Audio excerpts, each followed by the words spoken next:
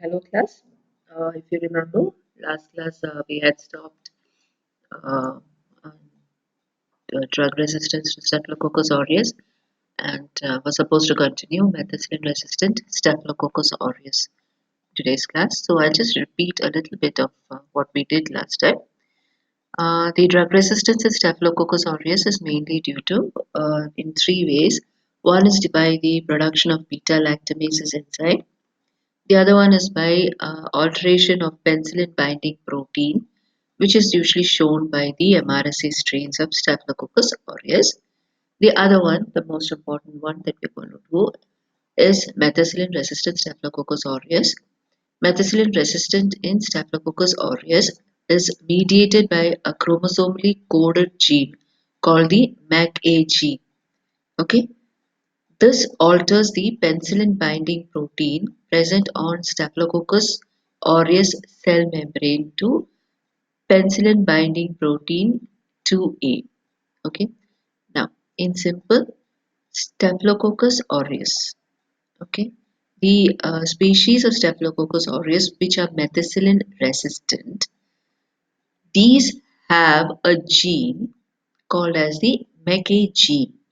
This MECA gene alters the penicillin binding protein present on the cell membrane of aureus.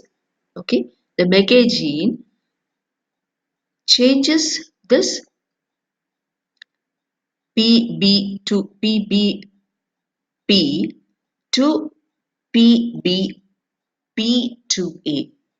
Okay, is that understood? The MECA gene changes penicillin binding protein on aureus cell membrane to PBP2A. Now, what is this PBP? Okay, it is the name given to it is penicillin binding protein. So, all of you know that it binds to the drug of penicillin. It is essential protein needed for cell wall synthesis of the bacteria. Okay, so this is the target where the penicillins come and act. But what happens in methicillin resistant Staphylococcus aureus is that the MECA gene changes that protein into PPP2A. So the penicillin drugs cannot come and bind to this area, right? So the beta lactam drugs bind and inhibit this PBP, thereby inhibiting the cell wall synthesis. The altered PBP2A of MRSA strain has less affinity for beta lactam antibiotics. The MRSA strains are resistant to all beta lactam antibiotics. That is when the penicillin cannot bind to the cell wall of the organism. How can it act? Right? So, the risk factors for this are poor hygienic conditions, close contact, contaminated material, and individuals with damaged skin. This MRSA can be transmitted from one person to the other merely by touch itself. Okay, and many of them carry it in their nose, in their axilla. Like for example, MRSA is the main cause for hospital-acquired infections. Okay, the healthcare workers will be carrying it on their nose, and they will pass it on to the immunocompromised patients, right? And there can be an outbreak. So, accordingly, we have a community associated MRSA and hospital associated MRSA. Community associated MRSA, that is, it's got from the community, and hospital associated is that the patient contracts it from the hospital. So CAMRSA are these strains express MECA gene subtype 4, 5, and 6. And for hospital-acquired strains, these strains express MECA gene subtype 1, 2, 3. Okay? They are usually more virulent and express several toxins such as pentan-valentine toxin, whereas the hospital-acquired are multi-drug resistant, but their virulence is relatively low. In community acquired, they cause invasive skin and soft tissue infections such as necrotizing fasciitis, whereas hospital acquired MRSA, they cause perioperative wound infections in hospitals and nosocomial outbreaks. So, coming to the detection of MRSA,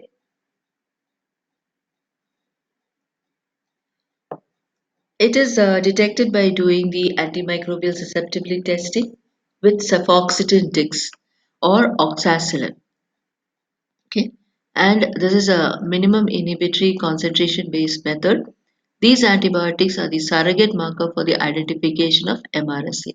What happens is, just like all the other antibiotic tests, we would place this on Muller Hinton agar. Okay, we would place this disc, and if the organism is sensitive to this drug, you can see a zone of inhibition around the disc. But if it is resistant, it would grow nearer to the sulfoxetine disc. Okay, so the zone of inhibition would be less than 21. If the organism is sensitive, the zone of inhibition would be more than 21. Whereas if it is resistant, it would the organism would grow up to 19 or 18 mm of the disc. The PCR detecting, you can also detect MRSA through PCR detecting the MEK gene. Then we have the latex agglutation test to detect the penicillin binding protein 2A.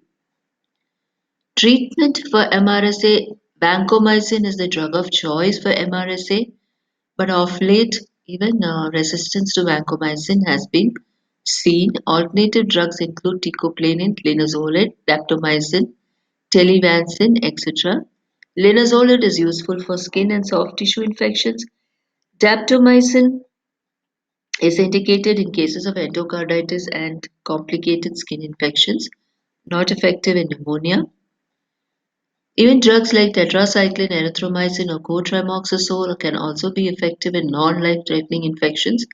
Antimicrobial susceptibility testing is preferred before an alternative drug is used. All beta lactam drugs should be avoided if you detect MRSA. The fifth generation cephalosporins like ceftaroline, etc., have some activity against MRSA. As I told you, resistance to vancomycin has also been detected. So you have vancomycin resistant Staph aureus and vancomycin intermittent Staph aureus. Erroneous and overuse of vancomycin led to the emergence of resistance to vancomycin. It may be of low grade resistant in case it's called as a VISA, that is the vancomycin intermediate Staph aureus, or high grade resistant, the VRSA, which is vancomycin resistant Staph aureus. The minimum inhibitory concentration of vancomycin and 2-visa and BRSA isolates are 4 is to 8 and it should be more than 16 microgram per ml respectively. The current guidelines recommend consideration of alternative drugs if vancomycin MIC is more than 1 microgram per ml. The treatment failure has been frequently observed beyond this level. Visa is more frequently reported than VRSA. Mechanism: VRSA is mediated by BAN-A gene. The visa increase in the cell wall thickness of Staph aureus. The BAN-A gene is acquired from vancomycin resistant strain of Enterococcus faecalis by horizontal conjugal transfer. Acquisition of a VAN gene, often associated with compensatory mutations in the genes responsible for survival. In contrast, the fitness cost phenomenon is not commonly observed in MRSA. Treatment of VRSA is based on antimicrobial susceptibility report. You can treat them with linezolid, telavancin, daptomycin, etc. Control measures include screening of MRSA carriers among hospital staff, which is done when there is an outbreak. The media used for this is mannitol's oxacillin agar, which is a preferred medium. The organism or the colonies grow as yellow color in this media. Treatment of carriers include topical 2% mupirocin ointment for nasal carriers and chlorhexidine body bath for skin carriers.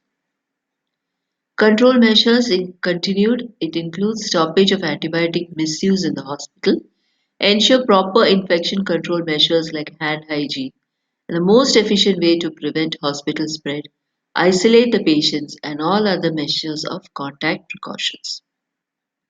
That comes to the end of MRSA. Coming to coagulase negative staphylococcal infections,